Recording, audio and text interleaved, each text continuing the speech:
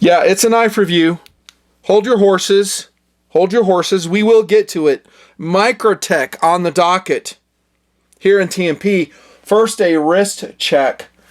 How about the limited edition, special edition Aviate 4094 VE Day? 8 May 1945, special edition. Go watch my WRV on this. Probably long gone by the time this video posts. Only 150 of these pieces were made worldwide. If you're not into watches, repent and do better. You're obviously into EDC, so how can you be into EDC if you're not into watches? I don't get that. And by the way, I was criticized that way in TMP for years because I was not into watches. I wore a Casio data bank. What a dork. For years, go look at the original videos. For like the first 6 years, I didn't give a crap. I caught all types of flack for that watch. And then finally, my kids are the ones who did it, my two boys. I said, dude, your watch collection sucks. And because of it, you suck. Here, wear these. And little by little, I saw the light. Yeah, they've created a monster, as you can tell. A monster, as is this on the table. This is an awesome Microtech Scarab 2 Gen 3 out the front in weathered blue. I didn't really say that in the review of this knife. It's weathered blue. I called it kind of a Mandalorian blue, but it's a weathered blue. Just fantastic. Oh my gosh, do I love this knife. And we're going to cover another OTF. It's going to be the Microtech Combat Troodon Gen 3. Oh my goodness, what another awesome, awesome blade this is. It is going to be expensive, no doubt. And I have this already in my inventory. I did purchase it from Blade HQ. Making me extremely happy. I got it in a Tanto variation. Just a standard black because I knew I was going to HEC it. Special colorations like this, I have a harder time putting them into HEC, high-end carry. I wanted to, but black is just easier for me, even though it's not that much of a price difference, at least when you first purchase it. Dang, this is a monster. Oh my gosh. 4.1 inch blade, 0.12 inches in thickness, wicked fast, this Gen 3 with some key improvements actually. Bowler M390 steel, just like we talked about in the Scarab video. I'll go over very quickly its characteristics, but you should know it by now. We've covered M390 many times here in the now 19-year-old knife show. Damn.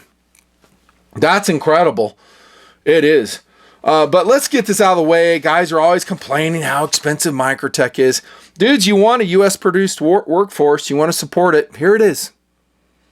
You know, Benchmade, Microtech, it is what it is. And these knives will hold their value.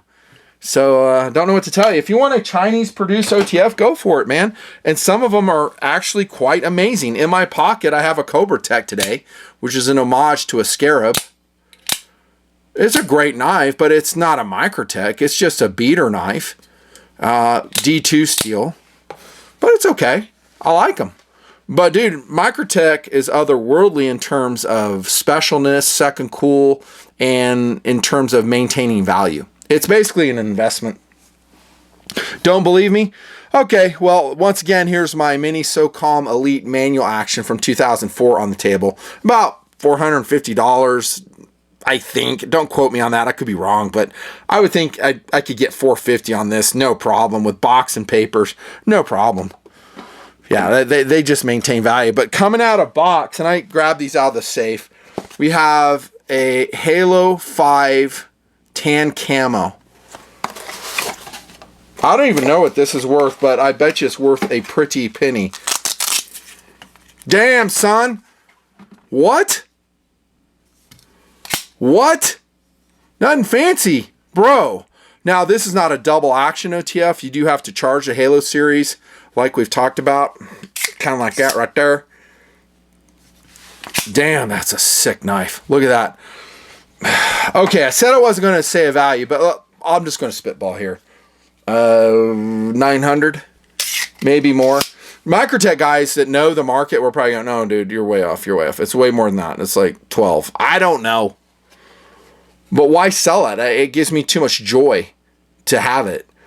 And let's talk about that for a second. That's always been a key part of the second cool theme here in the project. Don't undermine that. Don't poo-poo it. Don't go, oh yeah, it's cool. It's cool. You can watch a Nut and Fancy video and fondle your favorite blades. That's normal dude stuff. Normal dude stuff.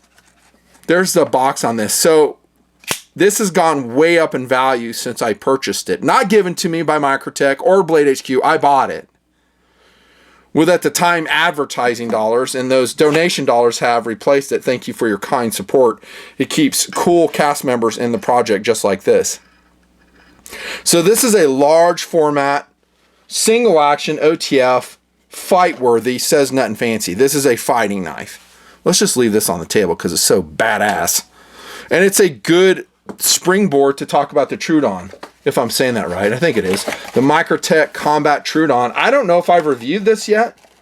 Amazingly, it's been in the line off and on for many years. But I'm reviewing it now, and I'm reviewing the big one. Again, 4.1 inch blade. Look at that big groove. And notice the attention to detail. You have a slight polished surface there on the blood groove. That's just what I'm calling it. Great markings here. Albeit, I don't think they're putting the year of manufacture on it. They should. They should put the steel type and year of manufacture. Did they do it to this one? No, this one's lacking it too. They do it off and on. So this Mini has it. It doesn't have steel. This is 154 cm, just standard steel back then. Good enough. So POU on this knife is first and foremost a collectible. It comes in some amazing colorations, red. There's a black splatter version out while I'm reviewing it. Damn. The 4-inch black splatter Microtech Combat Troodon Gen 3. That's a knife that's going to go up, I would say, assuming the world doesn't stop spinning and we fly off of it, it'll go up 40% in value. If you hung on to it for 10 years and the knife market's still around, 40%. I wish I had that black splatter version. How about the Bull Shark version? That one's sick. OD, FDE, other colors, drop points, double edge, clip blade, and this Tanto version also. They also have the 3.75 inch Troodons as well. Yeah, as far as I know, this has a very solid reputation with dudes who have hard used it. That's not me.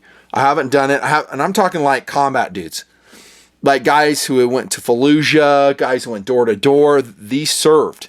The Troodon, and actually so did the Scarab and a lot of other Microtechs, if we're going to be honest, and a lot of other knives. It wasn't just that brand. But very high reputation. For what it is, it's not too heavy, 5 ounces. Again, with big reach, super fast, double action speed, strong springs in it, with some improvements in the Gen 3, which I'll try to cover. Forgive me if I get them wrong or if I forget something that's super important to you. First off, out of box, wicked sharp, M390. Edge retention, 6.5 out of 10. Toughness, 3.5 out of 10. Ease of sharpening. It's a bit hard. 4.5 out of 10. You're going to have to spend some time with it, but with a consistent angle sharpener, easier. And I think you would be able to do it with this flat portion of the spine. Corrosion resistance is very high, like CPM 20 CV, 9 out of 10. Not tested by me in this knife. With other knives, I have tested it, but not with this knife. I've covered so many steels, so many blades at this point, it's hard to keep track. It's just a fun knife. Notice it does have some pocket wear. I have been carrying this as a daily piece. It is my emergency defensive weapon. And then it will be paired with a smaller EDC blade as well, which I do recommend you guys do. It's a good way to go. I've covered that in my EDC videos many times. The handle set is as it has been before. I do believe 7,000 series milled aluminum. I could be wrong. It might be 6,000 series. And let's measure the thickness of it. If you care. Does anyone even care? Not really, nothing fancy. I do this in inches for whatever reason. So 0.55 inches. Let's see if I told you right on the blade.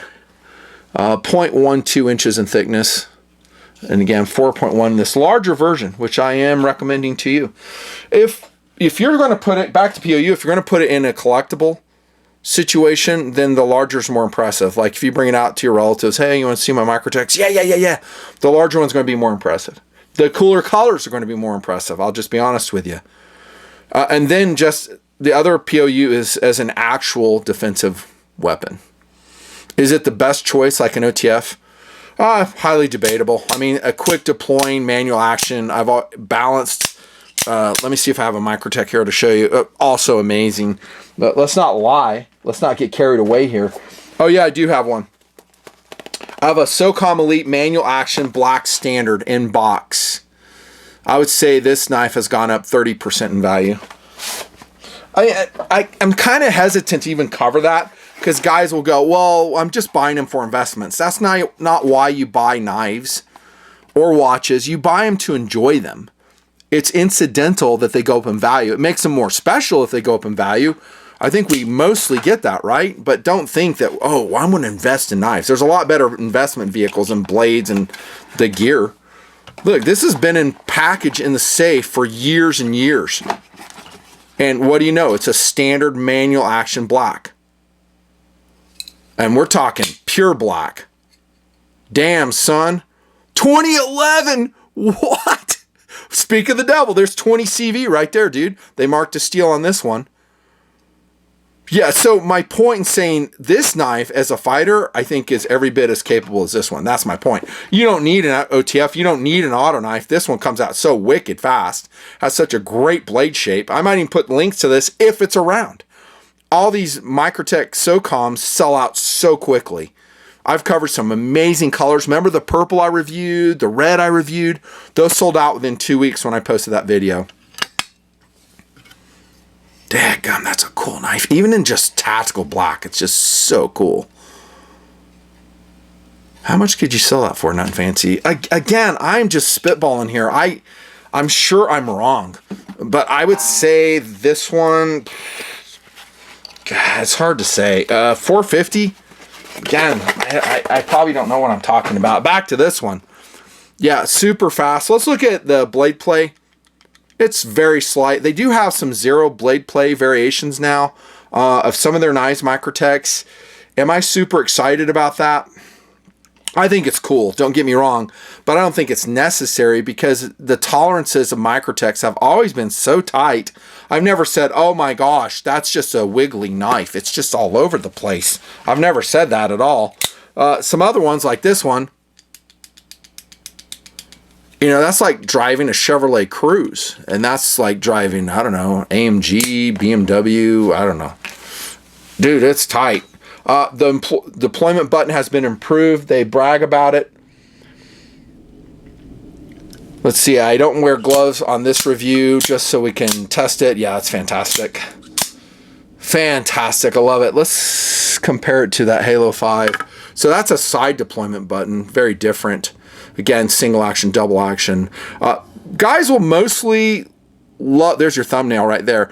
Guys will mostly love, I'm shaking this one, but they're going to love the double action. The double action is cooler, faster, easier to recharge versus having to like pull your handle and charge it manually like that. I don't find that to be a big deal, especially for a long, big blade like the Halo 5 had this generation. But, you know, it is what it is. So great deployment button. High traction. I believe that's titanium as well, as is the clip with a ceramic ball. So that is a milled titanium clip. Oh, there's your production date right there. Not on the blade, it's on the clip. Ugly fingernails.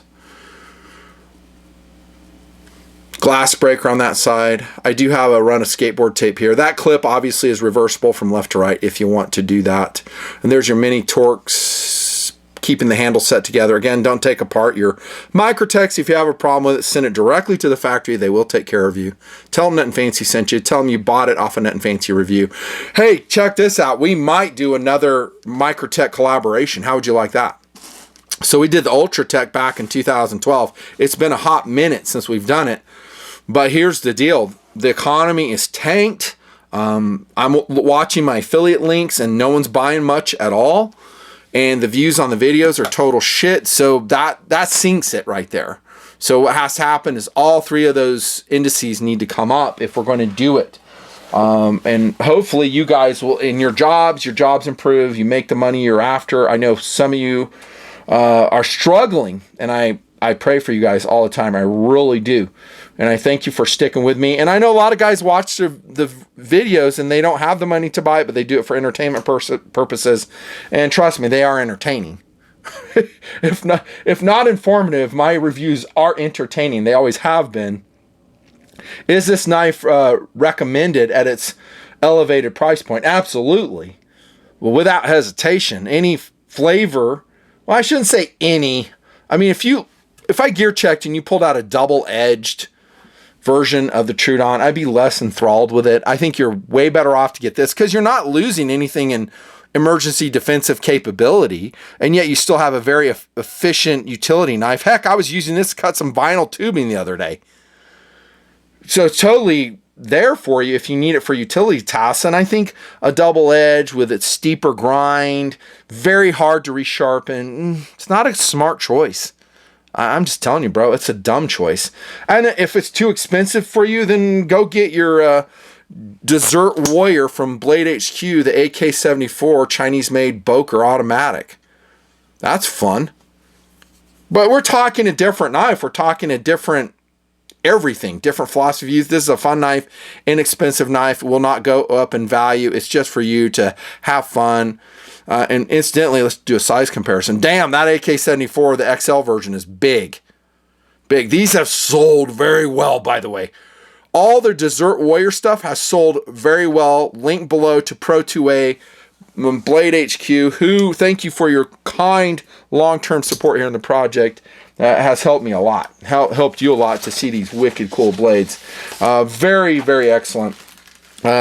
Thanks to Microtech for doing what they're doing, dude. Cranking out the blades. No, they're not inexpensive. I've always said that. Blah, blah, blah. They're worth it. See ya.